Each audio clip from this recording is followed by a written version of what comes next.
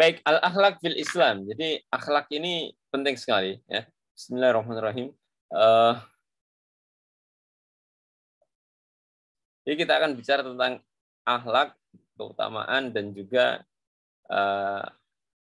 pembagian akhlak mahmudah dan madmumah. Jadi apa itu akhlak? Ya. Jadi mafhumul akhlak. Ini saya ambilkan dari definisi yang ditulis oleh Imam Ghazali, terutama yang istilahnya. Khulukun, akhlak itu dari kata khulukun, au khaliqa au akhlak. Artinya watak, budi pekerti, itu akhlak. Ya. Nah, adapun menurut istilah, ya, berkata atau ini dalam Lisanul Arab dulu, Ibnu Mandur, penulis Lisanul Arab mengatakan akhlak adalah cerminan isi hati manusia yang dapat terbentuk dalam perbuatan yang baik atau perbuatan yang buruk. Jadi akhlak itu cermin dari isi hati. Kalau perbuatannya baik, berarti isi hatinya baik. Kalau perbuatannya buruk, isi hatinya buruk. Sama kalau perkataannya itu baik, berarti isi hatinya baik. Kalau perkataannya buruk, berarti isi hatinya buruk. Ya. Ada orang suka ketika mendapatkan sesuatu, alhamdulillah. Ketika ya jatuh atau ketika ya ini astagfirullah. Yang diingat itu dikir-dikir seperti itulah. Innalillah. Jadi kalau sedikit-dikit dan misuh gitu.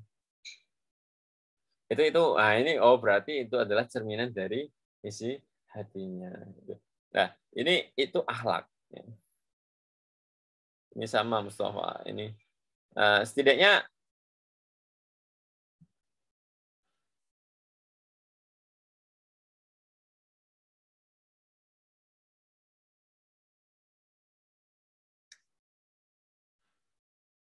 ini yang sangat populer di dalam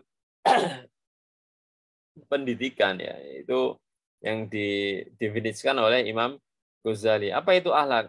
Al-halak fal khuluqu ibaratun an hayatin fin nafsi rasikhatin anha. Jadi akhlak itu ibarat hay'ah, sikap di dalam jiwa rasikhah, yang dalam ya.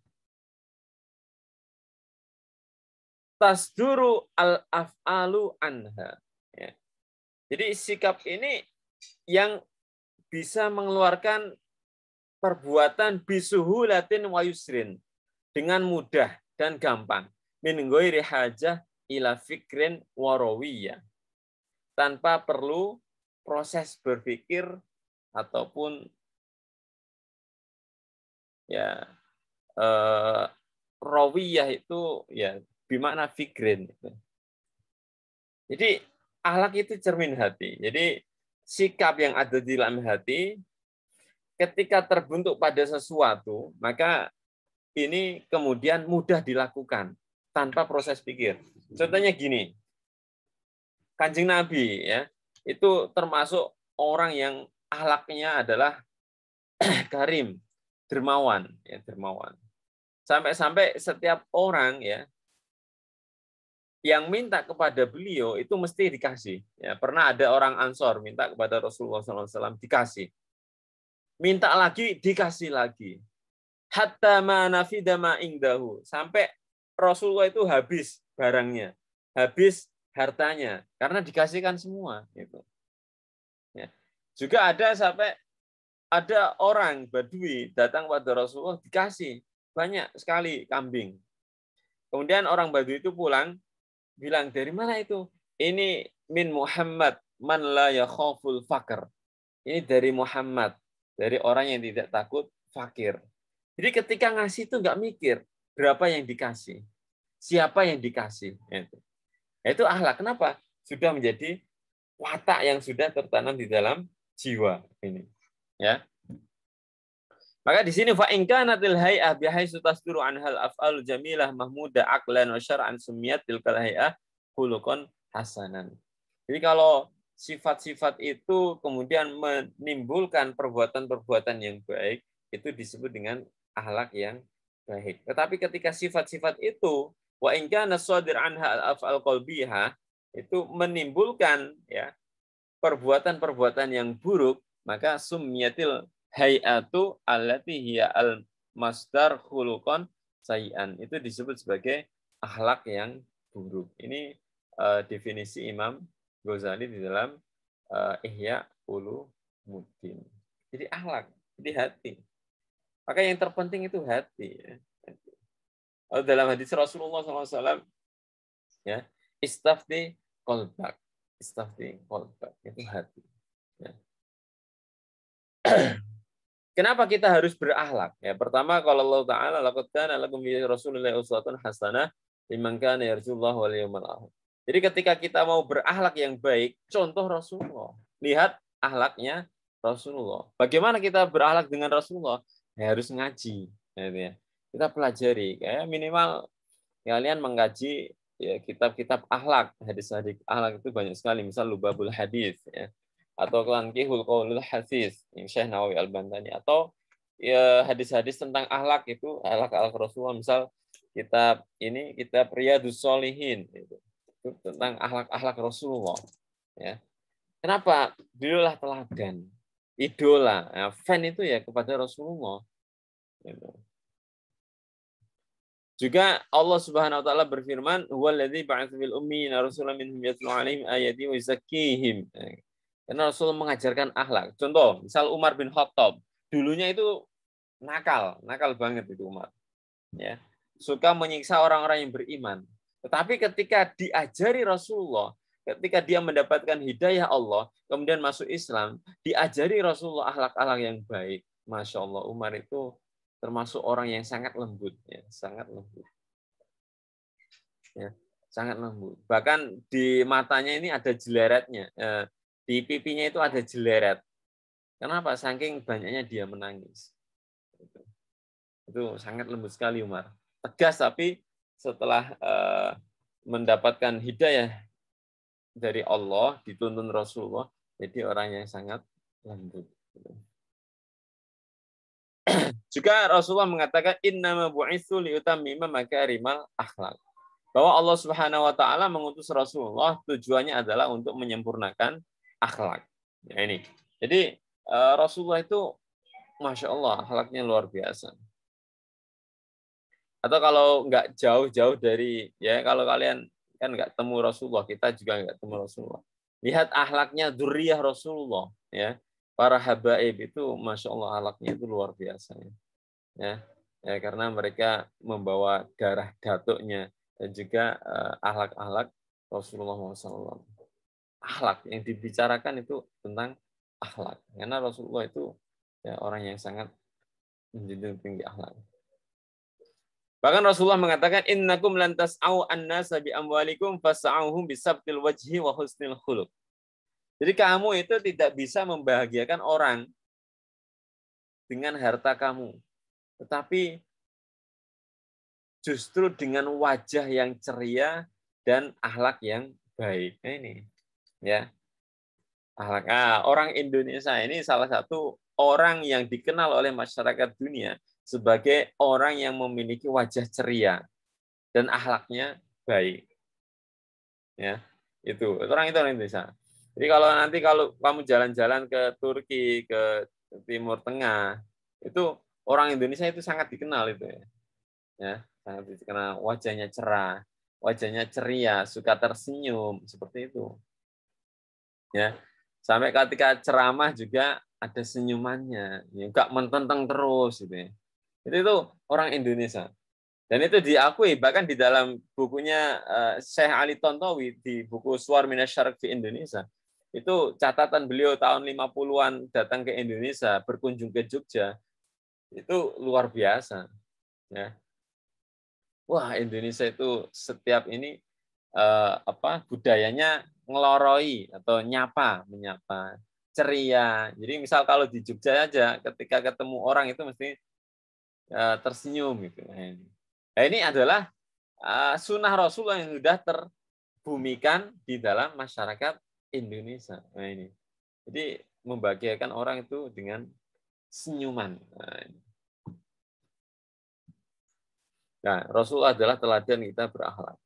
Nah, ini contohnya misal bagaimana Rasulullah SAW ketika pertama kali menerima wahyu, ya, misal menerima Iqra itu, beliau takut, gemetar. Tapi kemudian dinasihati oleh istrinya, kalla wallahi ma yuzikallahu abada. Demi Allah, Allah tidak akan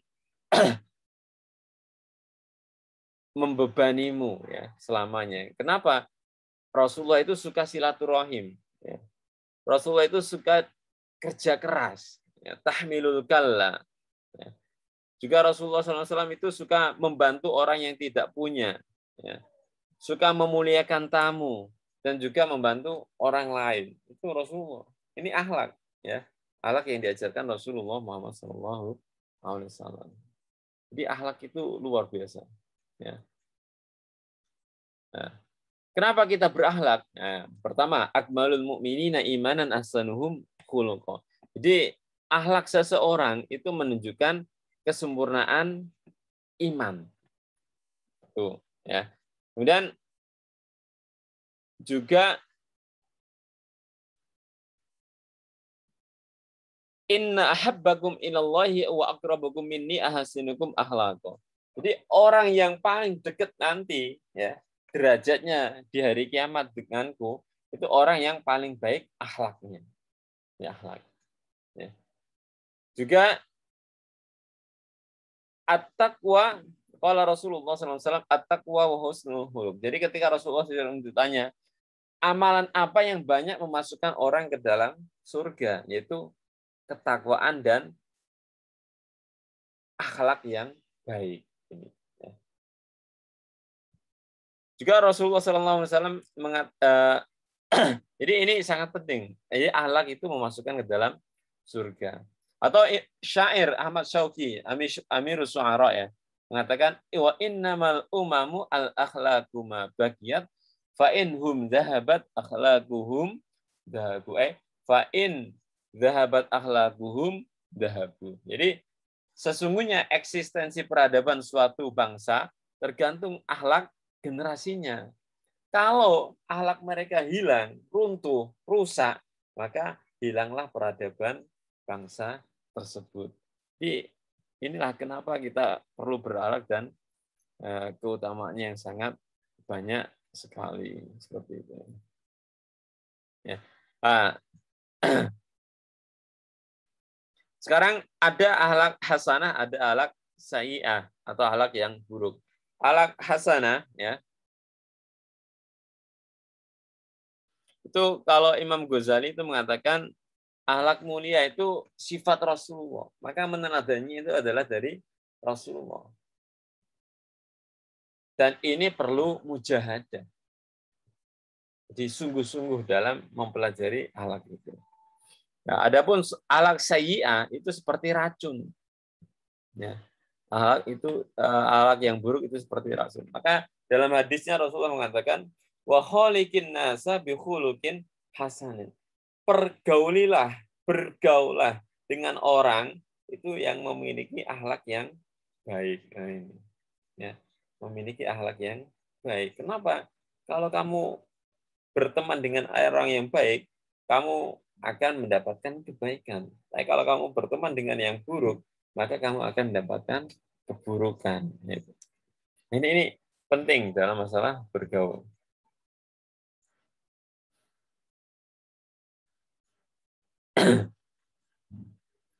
Ya, di antara akhlak hasanah, terutama yang masalah dohir, batin, ada taubat, zuhud, sabar, syukur, ikhlas, tawakal, mencintai, ridho, dan mengingat kematian. Ada adab yang dohir, adab kepada Allah, Rasulullah, Al-Quran, adab kepada orang tua, keluarga, masyarakat, adab kepada guru, teman, bahkan sampai kepada ilmu, ya, kepada buku, itu termasuk akhlak. Ada tuntunannya yang diajarkan oleh Rasulullah. Ada kepada muslim dan non-muslim, itu ada juga tuntunannya. Akhlak-akhlak yang buruk, ya, ini terakhir, ada yang dohir, ya, seperti dusta, dolim, gibah, ya berdebat menuduh orang Islam dengan tuduhan kafir, syirik ataupun munafik, ya banyak bercanda, makan yang haram, zina dan lain-lainnya. Atau maksiat batin ya, seperti hasad, dengki itu kan tadi ya. Bakhil, cinta harta, dunia, sombong, angkuh, riya dan lainnya. Ini harus dihindari ya. Wallahu a'lam bishawab. Ya. Wassalamualaikum warahmatullahi wabarakatuh.